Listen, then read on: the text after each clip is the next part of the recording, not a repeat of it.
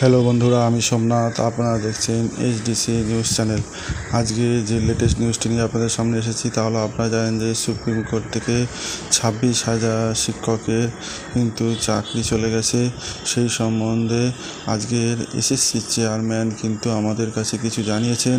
তিনি সাংবাদিক সম্মেলন করে বলেছেন যে তারা এর উপযুক্ত ব্যবস্থা খুব দ্রুতই নেবেন, অর্থাৎ 1 থেকে 2 সপ্তাহের মধ্যেই তারা একটি ব্যবস্থা নিতে চলেছেন এবং সরকার থেকেও তাদের কাছে কিন্তু চিঠি চলে এসেছে এবং সুপ্রিম কোর্টের রায়ও কিন্তু তারা পেয়েছেন। অর্থাৎ সব দিক থেকে তারা দ্রুততার সঙ্গে কিন্তু একটি চিন্তাভাবনা শুরু করেছেন। এই প্রসঙ্গে তিনি জানিয়েছেন যে তারা আইনি পদক্ষেপ নিতে চলেছেন। তারা এসএসসি যে আইনজ্ঞ আছেন তার সঙ্গে যেরকম আলোচনা করছেন, প্রয়োজনে তারা সুপ্রিম কোর্টের থেকেও কিন্তু ক্লারিফিকেশন চাইবেন বলে তিনি জানিয়েছেন। অর্থাৎ বন্ধুরা, যাদের চাকরি হারিয়ে গেছে তারা হতাশ হবেন না। আপনাদের মধ্যে যারা যোগ্য আছেন তারা অতি অবশ্যই কিন্তু আপনাদের চাকরিটি ফিরে পাবেন। খুব শীঘ্রই কিন্তু আপনারা আবার পরীক্ষায় বসতে চলেছেন, এমনই জানিয়েছেন কিন্তু এসএসসি চেয়ারম্যান। অতএব তিনি কী বলেছেন তার নিজের মুখ থেকেই আপনারা শুনুন। সেই ভিডিওটি আপনারা দেখতে থাকুন। হতাশ হবেন না, কারণ আজকে কালকের রায়টা আমি পেয়েছি, অবশ্যই দেখেওছি। সংক্ষিপ্ত আলোচনাও হয়েছে আমাদের আইনজীবীদের সঙ্গে, অবশ্যই সরকারের কয়েকজনের সঙ্গেও আলোচনা হয়েছে। কিন্তু এখনো আমরা সঠিক যে কিভাবে কি করতে চলেছি সেটার ব্যাপারে একদম চূড়ান্ত সিদ্ধান্তে উপনীত হয়নি। কিছু আমাদের লিগাল ক্ল্যারিফিকেশন যেটা বলে সেটা আমাদের নিতে হবে।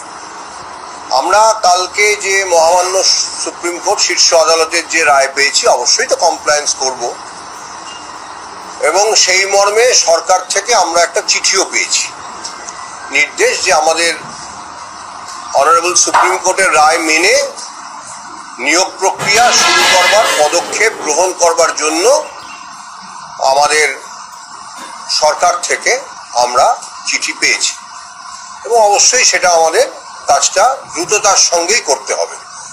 আমরা অবশ্যই কালক্ষেপ করব না, কিন্তু তার আগে আমাদের কিছু লিগাল ক্ল্যারিফিকেশন নিতে হবে।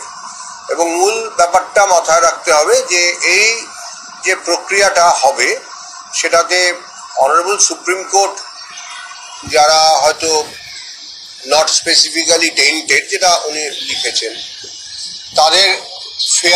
তাদের প্রতি ফেয়ারনেসের কথা বজায় রেখে তাদের কিছু ছাড় দিয়ে, বয়সের কথা বলেছেন, ছাড় দিয়ে তাদের নিয়োগ প্রক্রিয়ায় সুযোগ যাতে তারা পান সেটা দেখবার জন্য বলেছেন, এবং সেটা আমাদের কমপ্লাই করতে হবে।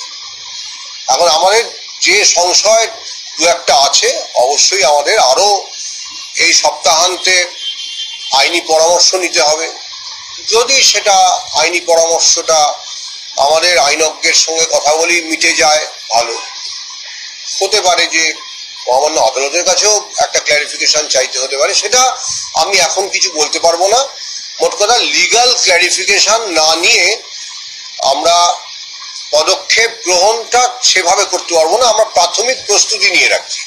আপনারা যখন এসেছেন তখন আমরা একটা মিটিংও করছিলাম আমাদের যারা আছেন সহকর্মী তাদের সঙ্গে, যে আমি বলেও রেখেছি যে তাদের একটা প্রস্তুত থাকতে হবে যে খুব দ্রুত, হয়তো 1 সপ্তাহের মধ্যে, হয়তো 2 সপ্তাহের মধ্যে, একটা যুদ্ধকালীন পরিস্থিতিতে বেশ আগামী কিছুদিন কাজকর্ম করতে হবে। মোটামুটি কি ধরনের কাজ করতে হবে যে কোনো নিয়োগ প্রক্রিয়াতে, সে আইনটা যাই হোক না কেন, যে কোনো নিয়োগ প্রক্রিয়াতে কিছু কাজ করতে হয়, সেই রকম কাজ করতে হবে। তা এইটাই হচ্ছে আমার আজকের বার্তা, যে আমরা অনারেবল সুপ্রিম কোর্টের রায়টা পেয়েছি, অবশ্যই পেয়েছি, সবাই পেয়েছেন।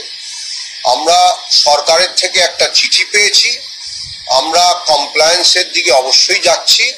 কিছু লিগাল ক্ল্যারিফিকেশনের প্রয়োজন আছে, এবং আমাদের যেটা আর কি ফর দ্য ডিজার্ভিং ক্যান্ডিডেটস যে ফেয়ারনেস দেখানোর কথা অনারেবল সুপ্রিম কোর্ট বলেছেন, সেটাও আমাদের মাথায় থাকবে, এবং আমরা একটা নিয়োগ প্রক্রিয়ার দিকে নিশ্চয়ই যাব, সাবজেক্ট টু সিকিং আর অবটেইনিং সাম লিগাল ক্ল্যারিফিকেশনস।